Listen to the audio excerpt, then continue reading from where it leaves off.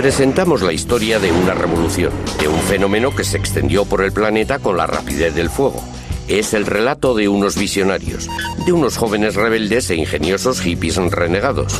Durante 2 décadas mantuvieron entre sí duras rivalidades y disputas legales. Incluso se vieron envueltos en espionaje internacional con el propósito de convertirse en las estrellas de una nueva sensación, de un producto que los jóvenes de todo el mundo encontrasen irresistible y que produciría una peligrosa adicción.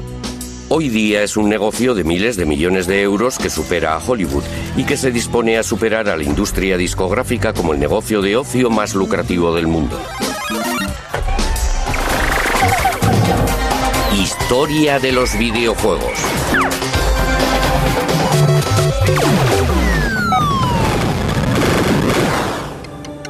Todo empezó en 1972 con un puñado de rebeldes del Valle de Silicon que abandonó su trabajo rutinario de ingenieros con el fin de lograr hacer realidad su sueño de crear videojuegos.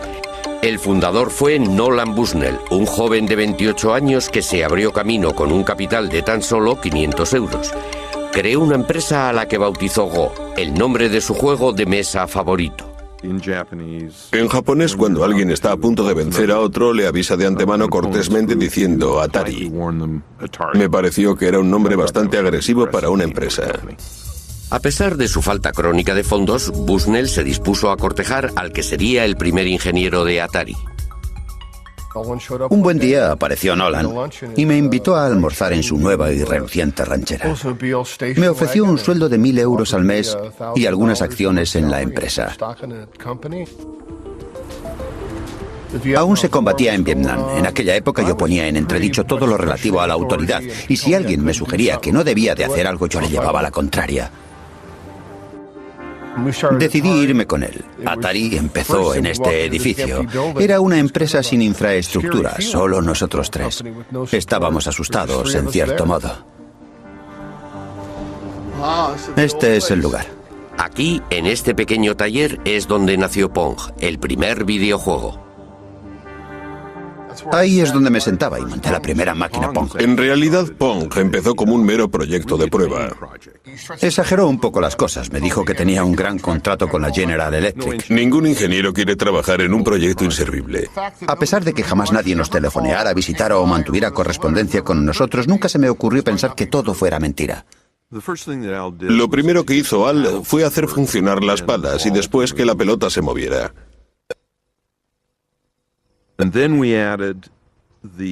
El lugar donde la pelota golpeara la pala determinaría el ángulo de rebote. Con ese cambio, el videojuego resultaba sumamente divertido. ¿Pero la gente estaría de acuerdo?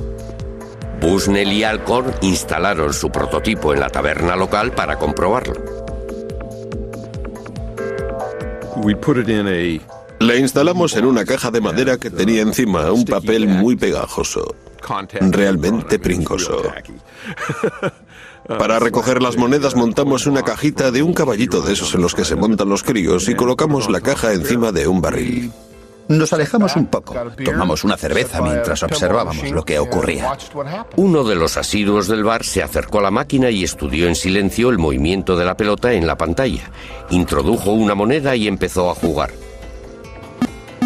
Finalmente cayó en la cuenta de que había 2 mandos con los que se manejaban las raquetas y jugó la primera partida.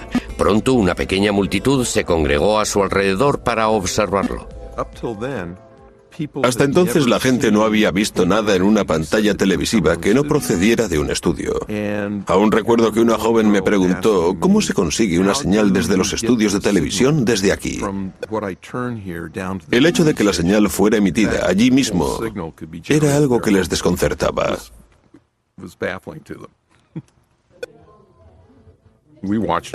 Estuvimos observando todo aquello y nos fuimos a casa. Al día siguiente nos llamaron para decirnos que la máquina se había roto. Abrimos la máquina y comprobamos que el problema era que la caja estaba tan llena de monedas que no cabía ni una más. Pensé, es un problema que fácilmente podremos solucionar. Cuando Nolan vio lo bien que funcionaba Pong, el dinero que estaba haciendo, se dijo, tengo una mina y lo que vamos a hacer es multiplicarla.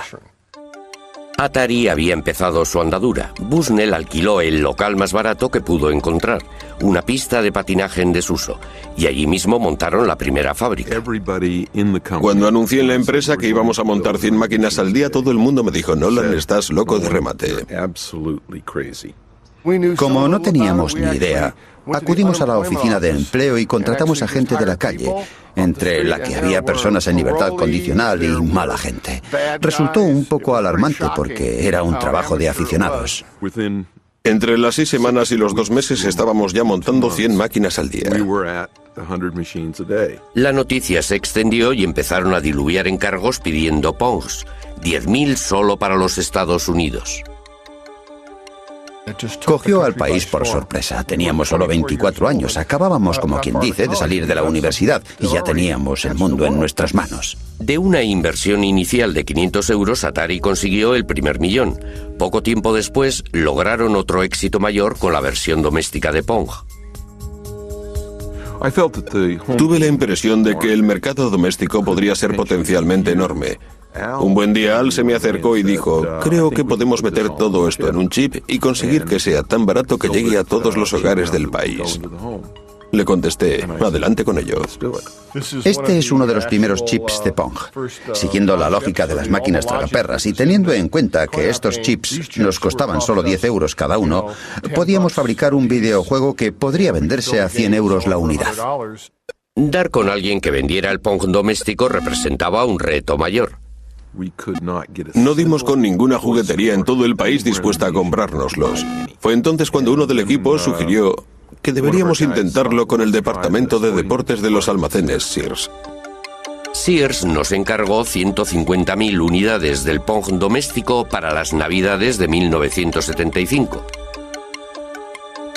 Presentaba un diseño elegante con el fin de atraer tanto a los adultos como a los niños e incorporamos el logo de los telejuegos de Sears. Una vez más fue un éxito total para Atari. Sears puso en Pong todos sus recursos de marketing. En 1973 estaba ya a disposición del público lo último en aparatos caseros para videojuegos. Apareció un anuncio y se vendieron todas las existencias. Fue algo maravilloso. El éxito de Atari fue total. Lentos pero seguros, no dejamos de crear nuevos videojuegos. Bushnell volvió a centrarse en los salones recreativos. Estaba decidido a ir un paso por delante de sus competidores. Adoptamos la actitud clara de que íbamos a librar una guerra sin cuartel contra nuestros rivales. Por eso creábamos los juegos, los comercializábamos y los innovábamos. ¡Que arranquen las máquinas! Para conseguir fabricar los mejores videojuegos necesitaba a los mejores ingenieros. Por eso hizo de Atari la empresa de juguetes más atractiva para trabajar del planeta. El recién contratado David Crane admiraba el extraño éxito con el que Bushnell dirigía la empresa. Genial era una palabra que Nolan repetía bastante a menudo. Si a él le parecía que algo era genial, intentaría hacerlo porque pensaba que a todos los demás les tenía que parecer lo mismo. Bushnell animaba a sus jóvenes y brillantes ingenieros a que innovaran constantemente. Mi actitud era que si uno cree de veras en algo, ha de intentar llevarlo a cabo como sea. El tesoro de Bushnell eran las ideas, y ninguna idea, por floja que pareciera, había que pasarla por alto. Todo el mundo debía presentar un par de ideas locas. Es lo que llamábamos abono. Se trataba de ideas que poco a poco íbamos cuajando. A veces las llevábamos a cabo. El flujo constante de tanta creatividad produjo una serie de videojuegos que tuvieron mucho éxito, logrando así que Atari ocupara el cenit del negocio de los videojuegos. Fue entonces cuando se les presentó un problema legal. Se decía que Bushnell pudo haber copiado de otra persona su primera idea. El litigio afirmaba que unos meses antes de que Atari fuera creada, Bushnell había visto un juego en una feria que era casi idéntico a Pong. Un diseñador de aparatos de televisión de nombre Ralph Baer había estado pensando en crear unos videojuegos desde los años 50. En 1966 sus ideas cristalizaron mientras esperaba en una parada de autobús en un viaje de negocios que hizo a Nueva York.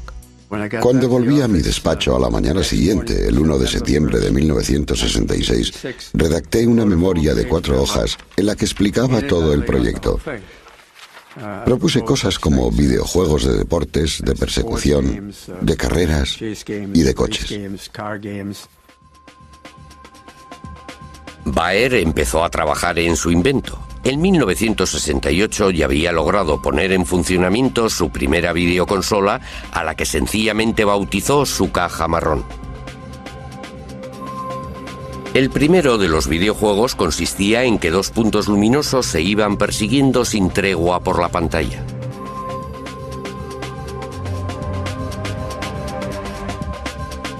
No tardó en aparecer un juego de ping-pong. Esto ocurría 4 años antes de que Bushnell y Alcor aparecieran con su Pong. Magnavox Television firmó un contrato con Baer y produjo una versión muy cuidada de la caja marrón. El Odyssey ofrecía 12 videojuegos diferentes. Cada juego tenía su color, que servía para hacer resaltar los gráficos que se iban superponiendo uno tras otro. Además de los controladores, Baer también sacó el primer haz de luz para los videojuegos en los que había que disparar, un invento que supuso todo un adelanto en su tiempo. El Odyssey fue lanzado al mercado en una feria en 1972 en Nueva York. Fue el mayor éxito de la feria. Todo el mundo, incluida la prensa, estaba entusiasmado. Magnavox presenta Odyssey, 12 emocionantes videojuegos con los que podrás jugar en tu televisor. El 24 de mayo de aquel año, en otra feria en el Valle de Silicon, apareció un nombre en el libro de visitas: Nolan Bushnell. Probó los juegos ofrecidos por el Odyssey. Se divirtió con el juego del ping-pong. El hecho cierto es que vi el juego Odyssey y la verdad no me pareció un juego muy inteligente. Tanto si Bushnell se había inspirado en el Odyssey como si no, Ralph Baer ya había patentado sus diseños. Esta es la patente, y si uno se fija en la letra pequeña, se puede ver que fue presentada en enero de 1968. Consta de un televisor y debajo tiene 2 controles manuales, uno a cada lado. Magnavox, basándose en las patentes de Baer, denunció a Atari. Nuestra postura siempre fue clara. Dijimos, solo llegaremos a un acuerdo si nos cuesta menos que aceptar un pleito. Después de 4 años de negociaciones, Bushnell y Baer se vieron las caras por primera vez en la escalinata del Tribunal Federal de Chicago en 1976. Antes de ir a juicio, Bushnell y su abogado estaban de acuerdo en pagar una retribución reconociendo las patentes de Baer. Al cabo de unos días acordaron en pagar una cantidad muy razonable. No cabe duda que le salió bien la jugada.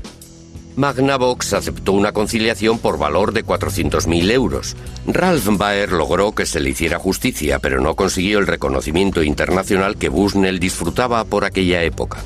Le atribuyeron la paternidad de los videojuegos porque se pasaba el día delante de las cámaras mientras yo permanecía entre bastidores escuchando lo que me decían los abogados. Tranquilo, Baer, tranquilo, que solo tiene tu licencia. Han pasado ya 25 años. Baer está jubilado y padece leucemia. Sin embargo, está decidido a acabar su autobiografía y dejar bien claro para la posteridad cuál fue el verdadero origen de los videojuegos. En cuanto a Bushnell, el acuerdo le resultó barato. Atari estaba ya embolsándose millones. Pero mientras en los grandes almacenes era popular, Atari se enfrentaba a una nueva amenaza que venía del Japón con un videojuego que estaba conquistando el mundo de forma imparable. En 1978, Taito creó un juego que se hizo tan popular en Japón que provocó una gran escasez de monedas de 100 yens. Se vendieron más de 350.000 máquinas de los invasores del espacio, lo que provocó el renacimiento de los videojuegos en los salones de juego. La respuesta de Atari fue sacar al mercado su propia gama de videojuegos espaciales y de tiro. Los brillantes jóvenes ingenieros de Nolan Bushnell fueron los pioneros de una nueva tecnología llamada gráficas vectoriales con una nueva presentación muy llamativa. En 1979, Asteroides se convirtió en el mayor éxito de toda la historia de Atari. Atari tuvo otro éxito arrollador con Zona de Combate, unos gráficos tridimensionales que incluso fueron fuente de inspiración para el ejército norteamericano. Los salones aparecían como setas por todo el mundo.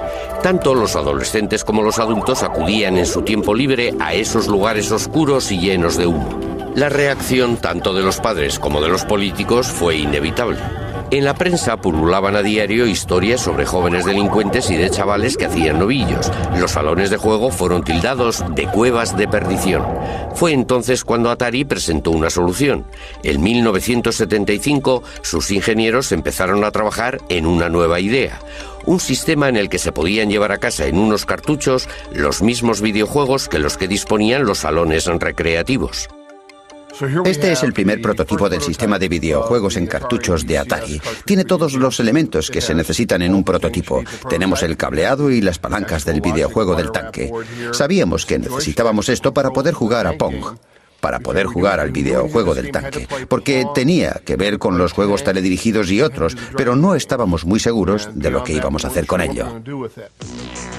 Adelante, Controller, es el capitán de una nave espacial. El VCS fue lanzado al mercado en 1977, montado en una caja elegante con interruptores bien diseñados y los primeros joysticks en una consola casera. ¡Vamos allá! Debido a que Atari era el número uno de los éxitos de las máquinas para las salas de juego, fue capaz de producir una serie completa de aparatos para aplicar a todos los VCS. En 1980 Atari se hizo con los derechos de los invasores espaciales. ¡Ya están aquí! ¡Los invasores espaciales de Atari! Ya puede usted jugar en su casa con el juego más popular de cuantos hay en los salones recreativos. Acción en el espacio dentro de su hogar. Aquellas navidades se vendieron millones de consolas VCS, de modo que los adolescentes pudieron jugar en casa con los invasores del espacio. Les presentamos un estupendo nuevo videojuego de Atari llamado Pac-Man. Los ingresos conseguidos por Atari la convirtieron en la empresa que más rápidamente había crecido en la historia de los Estados Unidos. Pero la meteórica carrera de dicha empresa atrajo la atención de Warner, que le hizo a Bushnell una oferta que no pudo rechazar. Adquirieron Atari por 28 millones de euros, un negocio que se había iniciado con un capital de tan solo 500 euros. Todo el mundo tiene un Atari, la número uno en los videojuegos. En aquellos tiempos era un montón de dinero. Era mucho más de lo que yo había soñado jamás. Pero representó el principio del fin de Atari. Bushnell, al cabo de muy poco tiempo, acabó rompiendo con los nuevos propietarios. Estábamos lanzando al mercado los VCS y comenté a los míos, bien, se acabó lo de los VCS. Y me dijeron, ¿qué? Añadí, bueno, no, pero va a ser así. Y se quedaron horrorizados. Los nuevos dueños de la Warner estaban insatisfechos de la dirección de la empresa. Eran neoyorquinos y no lo entendían. Pensaron que todo era muy raro y empezaron a desmontarla trozo a trozo, a desmontar toda la cultura corporativista que teníamos. Y al final lo que hicieron fue aniquilar la empresa. Fue la cosa más torpe que he visto en mi vida.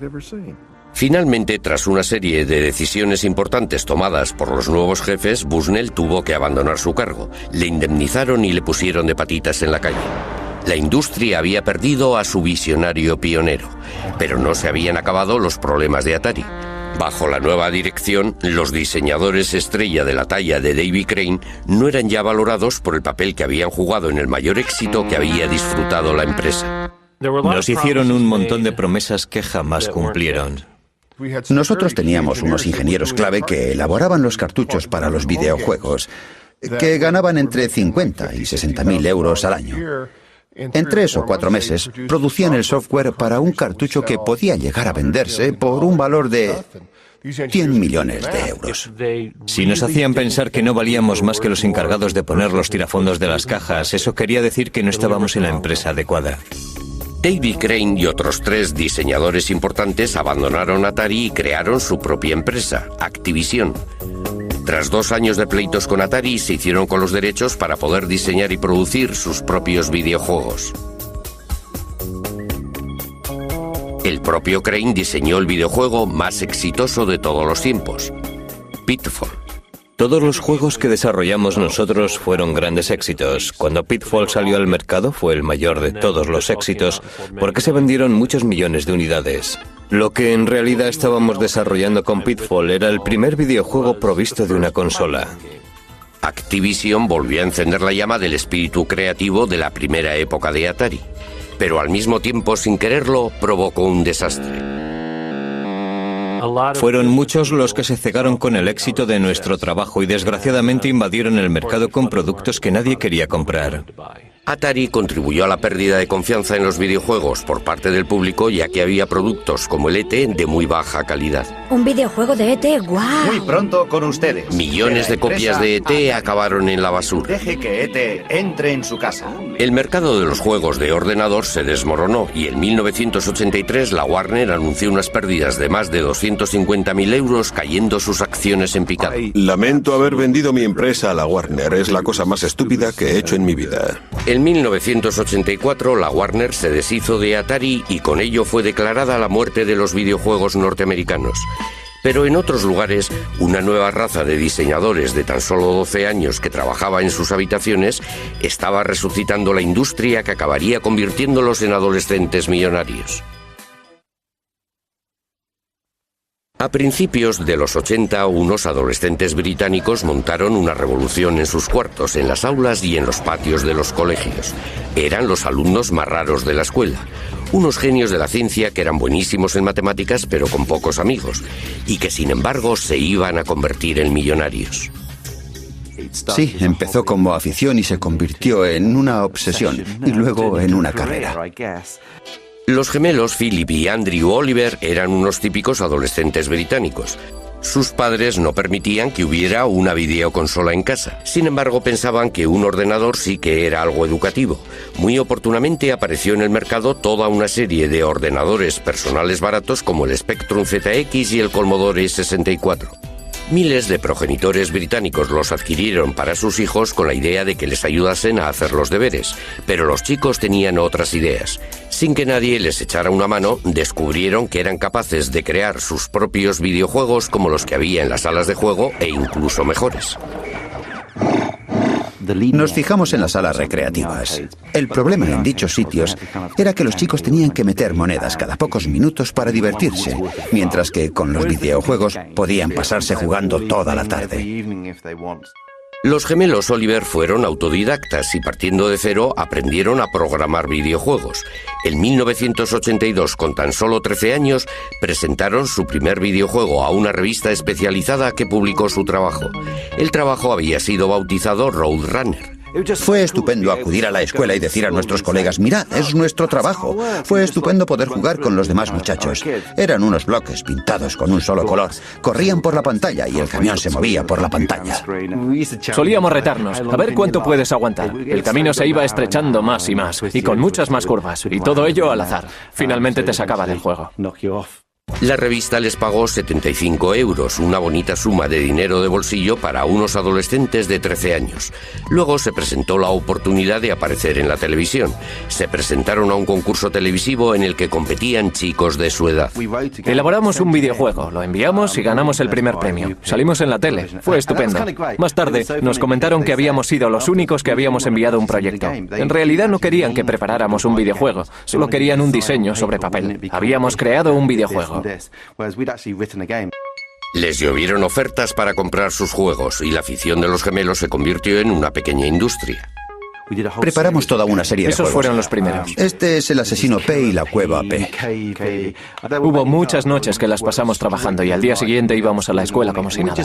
Teníamos que interrumpir el proyecto que estábamos elaborando con todas las flechas y peñascos. Íbamos a rematarlo y... Teníamos que irnos a la cama y nos despertábamos con nuevas ideas para el juego. No hacíamos más que trabajar. Sospechábamos que llevábamos mucho tiempo trabajando cuando los pajarillos empezaban a piar en la ventana y comenzaba a amanecer. Y oíamos al lechero. Sí. Las revistas distribuyeron sus juegos por todo el país, pero los gemelos consiguieron muy poco dinero.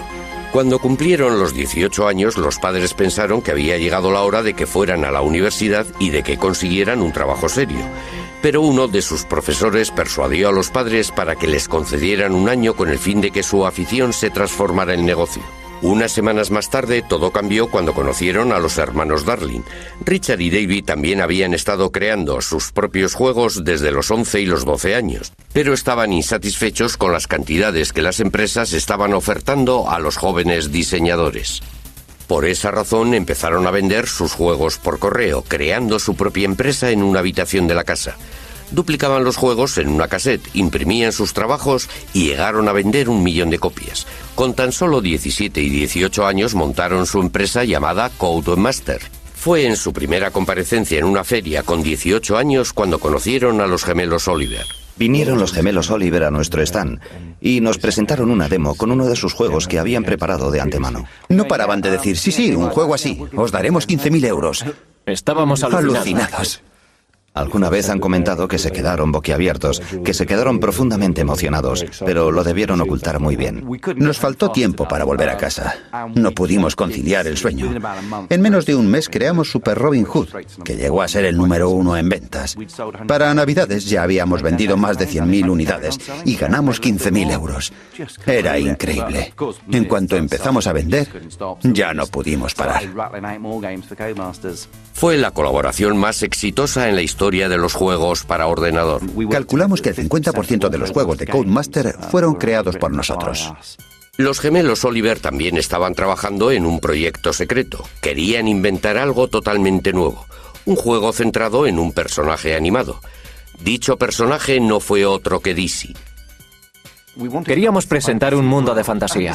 Tuve la idea de que la cara del personaje tenía que ser tan grande como fuera posible, para darle un toque de personalidad. En Codemasters recibieron montones de cartas de fans que hacían toda clase de preguntas. Cada vez que íbamos nos decían que teníamos más correo de nuestros fans.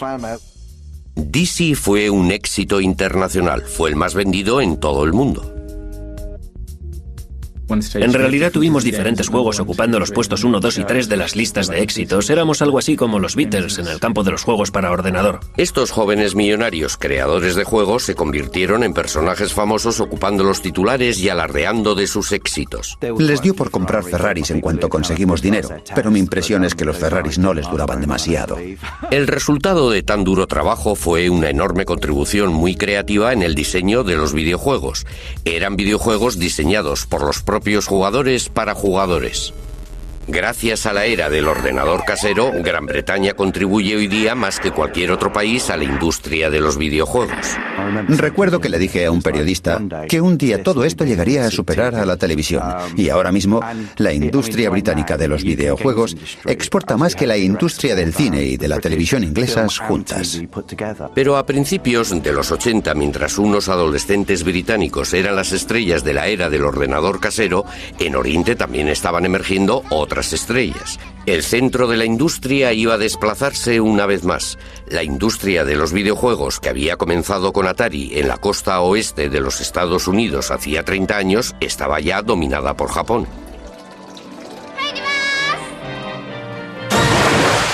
Los videojuegos casi se han convertido en algo sinónimo con Japón.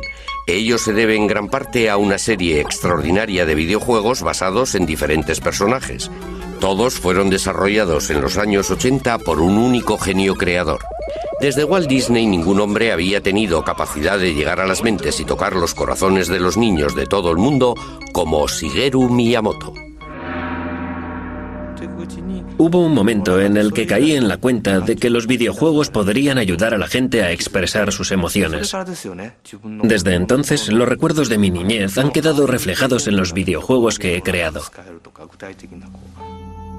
Miyamoto creció en Sonebe, una pequeña ciudad provinciana cerca de Kioto. De niño, en el seno de una familia tradicional, transformó todo cuanto le rodeaba en un mundo de fantasía que empezó a explorar. Estaba siempre como absorto. Se pasaba mucho tiempo dando rienda suelta a sus sueños. De adulto, a la hora de trabajar, se basaba en la manera de jugar que había tenido de niño. Le recuerdo describiéndonos un paseo a través de un bosque que había cerca de su casa y que en su imaginación era algo extraordinario. Se imaginaba un montón de cosas que estaban sucediendo a su alrededor y que los demás éramos incapaces de ver, como caminos que llevaban a alguna parte. Miraba hacia arriba y no solo veía un trozo de cielo azul, sino que allí veía una trampilla secreta que le conducía a un nuevo mundo. En 1980, Miyamoto ofreció a Nintendo su visión y creatividad. Con base en la antigua ciudad de Kioto, Nintendo llevaba produciendo casi 100 años Hanafuda, los naipes tradicionales japoneses. Pero cuando su presidente Hiroshi Yamoshi se enteró del éxito de los videojuegos, como por ejemplo el de los invasores del espacio, transformó la empresa en una productora de juegos para ordenador.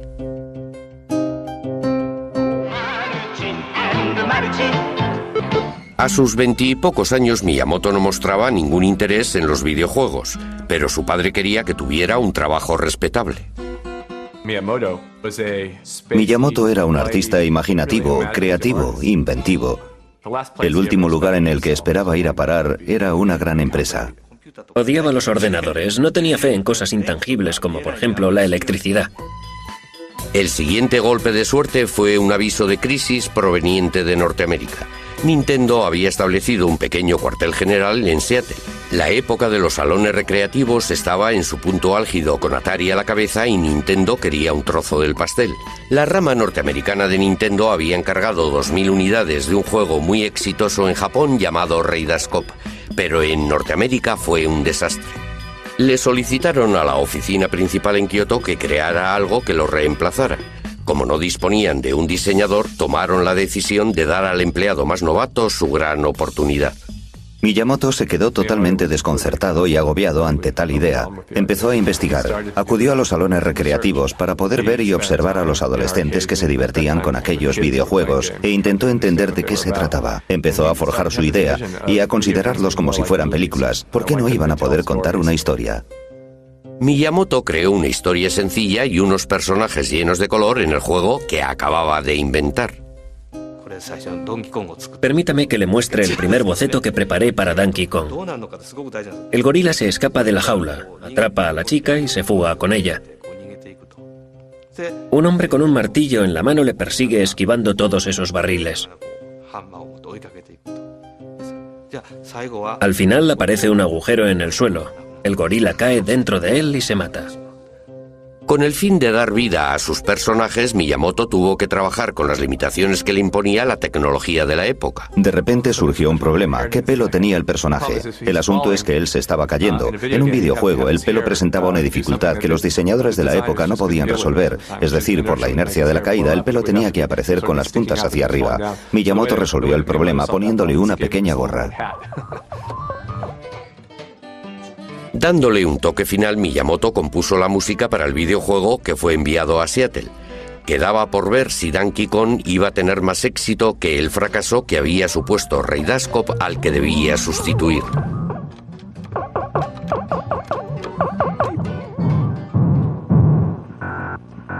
En cuanto los norteamericanos vieron el juego, pensaron que sus homólogos japoneses estaban completamente locos. Temiéndose lo peor, el equipo norteamericano de Nintendo tomó la decisión de poner a prueba el juego en un bar, exactamente igual que lo había hecho Atari una década antes.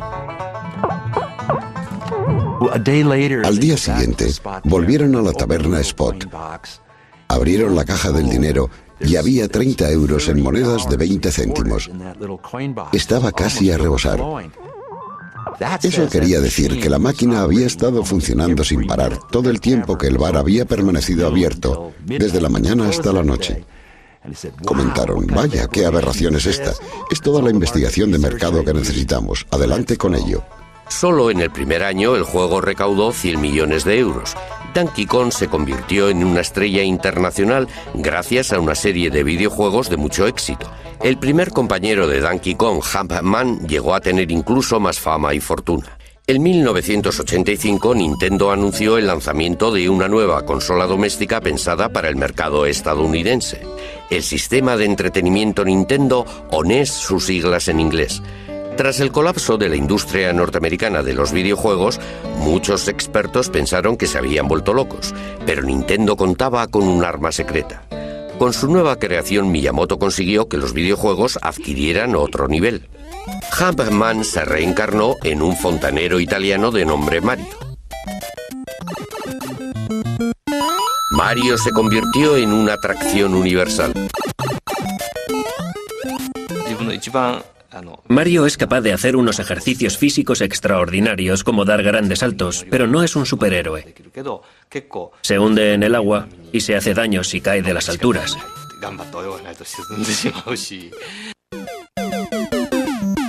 Miyamoto creó un mundo aparte lleno de tuberías, alcantarillas, barrancos y arrecifes para que Mario lo explorase.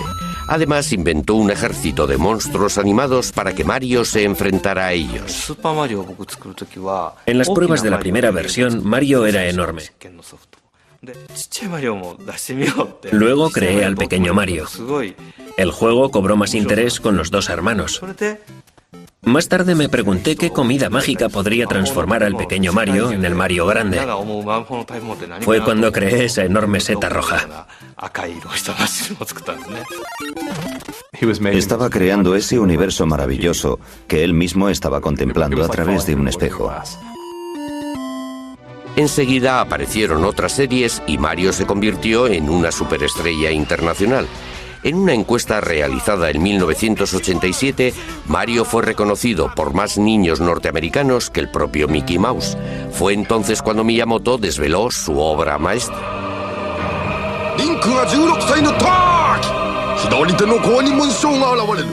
Nintendo sacó el primero de una serie de juegos que han sido reconocidos por todos como los mejores de la historia, la serie Zelda.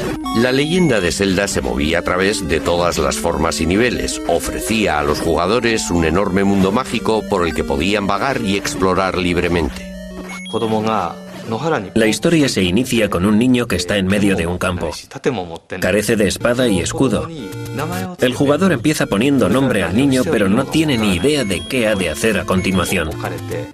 Anda vagando por el campo buscando algo que hacer. En aquellos tiempos fue una idea muy atrevida. Zelda estaba inspirada en la infancia de Miyamoto cuando andaba y vagaba por los campos del entorno de su casa. Subía a los montes atravesando bosques y espacios rocosos. Finalmente llegaba a un gran lago. Era sorprendente encontrar aquel lago, allí en las alturas. Parecía un mar enorme. Esa imagen ha sido muy utilizada en Zelda. Incorporé muchas cosas que había que ir descubriendo en Zelda. Eran detalles que pretendían ayudar a que el héroe dejara de ser niño y se convirtiera en todo un adulto. Mientras el niño va creciendo, el jugador piensa: yo solía asustarme con esto, pero ahora ya soy fuerte. Ese es el juego que yo estaba empeñado en crear. La leyenda de Zelda duraba más de 100 horas en las que los jugadores de todo el mundo se quedaban perplejos, fascinados. Fue todo un fenómeno que rompió todos los esquemas y estableció las bases de un género que desde entonces ha dominado el diseño de los videojuegos. A finales de los años 80, Nintendo vendió más de 30 millones de consolas NES, cientos de millones de videojuegos que supusieron una cuota del 80% de todo el mercado. Nintendo se convirtió en el amo absoluto de la industria de los videojuegos. Lo iba a demostrar al presentar un sistema de videojuegos radicalmente distinto que resultaría atractivo tanto para los niños como para las niñas e incluso para los adultos. Todo cuanto necesitaba era lanzar al mercado el juego perfecto, pero para conseguirlo tendría que disputarlo y arrebatarlo de las poderosas garras del KGB ruso. A finales de los 80 se forjó la amistad entre dos diseñadores que estaban tras el telón de acero. Una amistad que haría a uno muy famoso y al otro muy rico, y que consiguió que el videojuego Boy de Nintendo se convirtiera en una de las máquinas con más éxito de la historia. La clave de dicha amistad estuvo en un videojuego llamado Tetris. En 1988, Henk Rogers, un diseñador de origen holandés, estaba de viaje intentando importar al Japón nuevos videojuegos. La primera vez que vi Tetris fue en una feria de bienes de consumo electrónicos en Las Vegas en 1988. Hice lo que solía hacer, me daba una vuelta por las ferias y escogía los videojuegos que me gustaban para llevármelos a Japón. En eso consistía mi trabajo. Jugaba con ellos. Allí di con un juego realmente bueno. Quise hacerme con él. Alexei Pajitnov hoy día vive en Seattle, pero en 1984 estaba en Moscú donde creó Tetris. Pajitnov estaba trabajando en la inteligencia artificial y en el software que permitiera el reconocimiento de voces. Creó Tetris con el fin de poner a prueba un nuevo ordenador. Mi interés estaba centrado en los rompecabezas y juegos y en toda clase de divertimentos matemáticos. Tetris estaba basado en un rompecabezas tradicional ruso llamado Pentaminos. Hay 12 formas parecidas a esta, y son todas las piezas posibles compuestas de 5 cuadrados. La versión de Pentaminos de Pajitnov contenía piezas compuestas de solo 4 cuadrados en vez de 5. Le puso el nombre de Tetris por derivarse de la palabra griega tetra, 4. Cuando calculé el procedimiento que hacía que girara 90 grados, pensé en cuando uno introduce una llave y hace clac, vuelve a girar la llave otra vez y clac. Fue entonces cuando se me ocurrió la idea de hacer que el juego durara un tiempo real. El genio de Pajitnov se hizo patente al convertir el videojuego Tetris en una carrera contrarreloj. Desaparecieron de la pantalla las líneas completas, haciendo que fuera posible seguir jugando casi indefinidamente. Pero a medida que iban bajando piezas cada vez con más rapidez, el reto iba aumentando constantemente. A medida que el juego va acelerándose, la mente ya no es capaz de pensar tan rápido. Quizás sea el subconsciente el que irrumpe en ese momento del juego, pero va más rápido de lo que uno es capaz de jugar. Es lo que se denomina una zona. Tetris se extendió por el bloque soviético hasta llegar a Hungría, donde lo descubrió Robert Stein.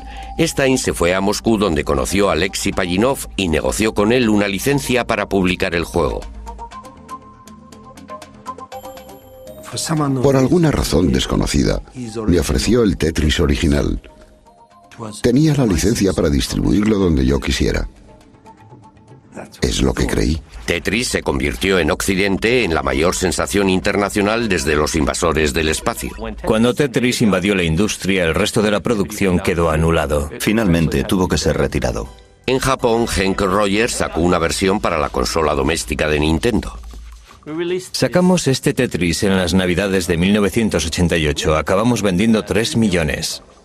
Ese fue el momento cuando a Henk Rogers se le presentó la oportunidad del Game Boy de Nintendo. Dije, ¿sabéis? Tengo el videojuego perfecto para el Game Boy. Pero Rogers mantuvo una dura pugna con Robert Stein para asegurarse el control de los derechos de Tetris. Disculpe, yo fui quien descubrió este producto. ¿No debería quedármelo? Cogí el siguiente avión. Sin caer en la cuenta de ello, Rogers y Stein volaron hacia Moscú el mismo día. Permanecieron en el mismo hotel, pero sin llegarse a ver en ningún momento. No funciona la televisión, no funciona la radio. En aquella época todo el mundo pensaba que nada iba bien tras el telón de acero. Era algo que realmente daba miedo. Rogers acudió a Moscú sin saber nada acerca de la Unión Soviética y sin hablar ruso. Sabía que tenía que buscar una organización llamada el Org y eso era todo. Para sorpresa suya, no tuvo ningún problema a la hora de contratar a un intérprete que hablaba perfecto inglés. Te llamas Alan no sé qué. Todos pertenecen al KGB. No hay modo de conseguir un intérprete que se preste a ayudarte a hacer negocios. ¿Es este el edificio? Sí, este es el edificio. Todas las reuniones han de recibir el visto bueno del KGB, y yo me presenté allí como caído del cielo. Al final el señor Belikov bajó y le expliqué que yo era uno de los que distribuía Tetris en Japón. Me dijo, ¿de qué máquina se trata? Le contesté que era para Nintendo. Añadió, pero si jamás hemos cedido esos derechos a nadie. Pensé durante un buen rato que yo estaba metido en un buen lío, porque en su opinión yo era un auténtico pirata. Posteriormente, aquella misma mañana, Rogers conoció a Alexei Pajitnov.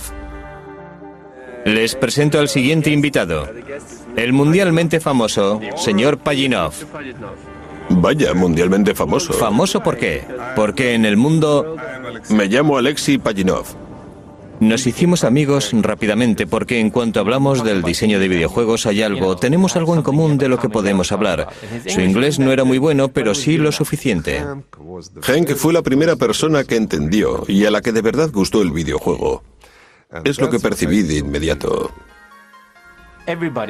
Todo el mundo en Moscú en aquella época, incluido Alexei, estaba paranoico a cuenta de que cualquier conversación que se mantuviera fuera escuchada por gente que no tenía por qué oírla.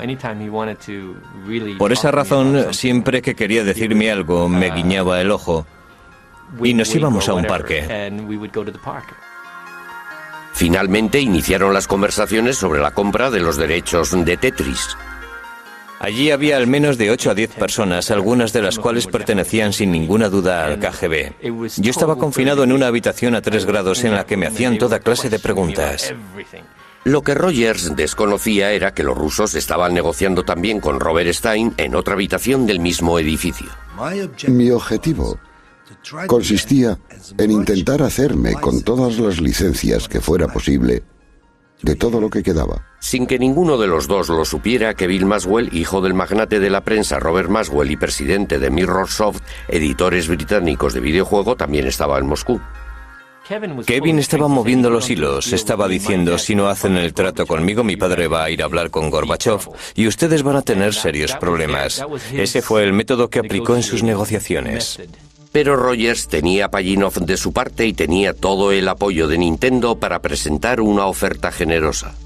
Tras 4 días de negociaciones, al final dijeron que sí. Pajitnov y Rogers lo celebraron en el único restaurante nipón que había en Moscú. El acuerdo le convirtió a Rogers en multimillonario. Le odié, pero en realidad solo hizo lo que cualquier negociante habría hecho en su lugar. Hoy he perdido Dios sabe cuántos millones de euros y no me siento muy feliz, que digamos. Nintendo resultó el gran ganador. Además de Tetris y el paquete de videojuegos, se vendieron en todo el mundo 32 millones de consolas Game Boy, casi la mitad de ellas para adultos. Pajitnov se hizo mundialmente famoso y emigró a los Estados Unidos.